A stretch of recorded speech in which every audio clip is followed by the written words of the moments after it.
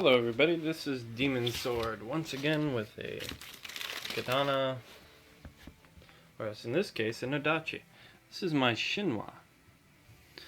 Now as you can see they have lasered in what it is.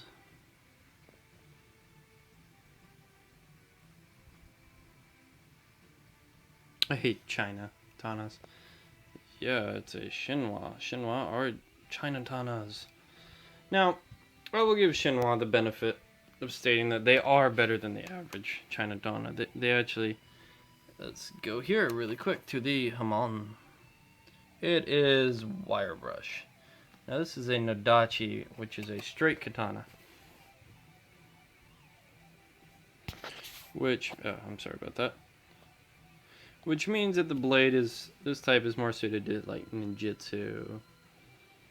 Or that style was actually originally developed for ninjutsu, and the nodachis were, this is for the blind swordsman.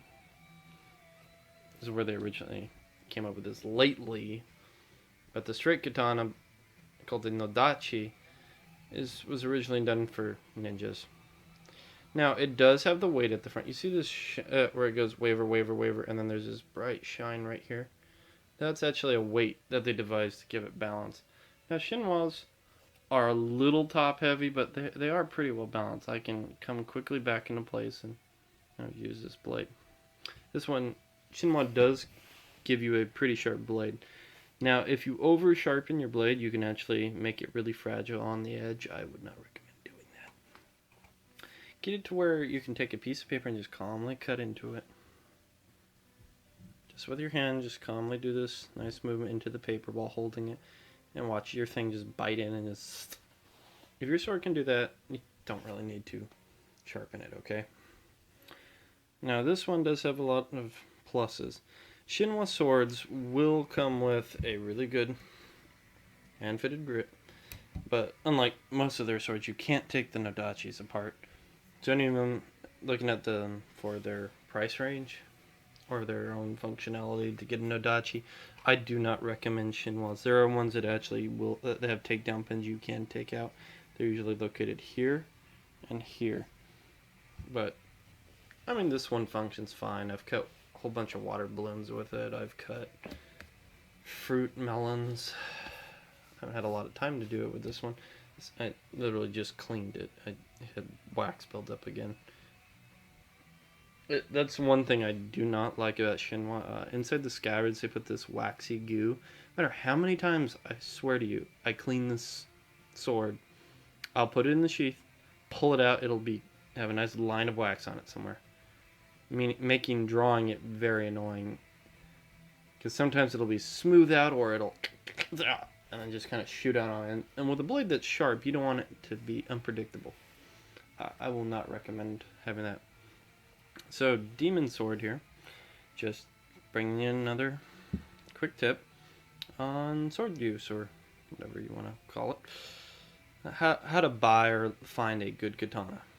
Now, you see, it does have a hamon right there. It's so slight, though.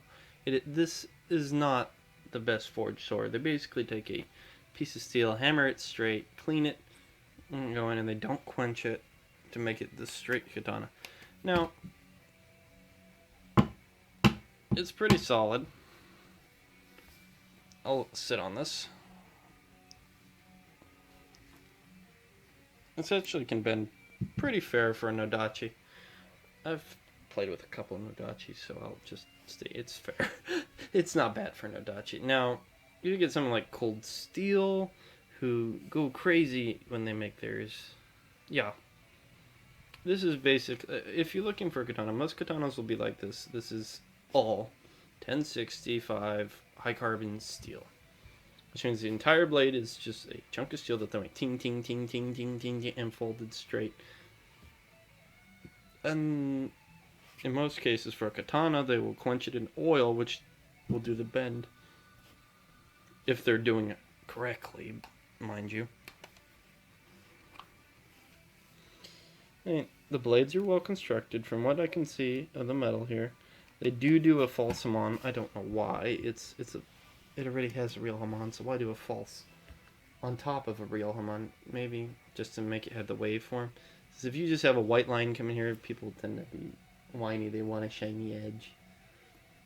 And let's face it, most of the people buying katanas nowadays, even nodachis like this, are young guys who have no experience. So I'm trying to impart some wisdom on you guys. If the blade's wavelength is uneven, it's a... I just almost cut myself there, dang. I forgot how sharp this blade was.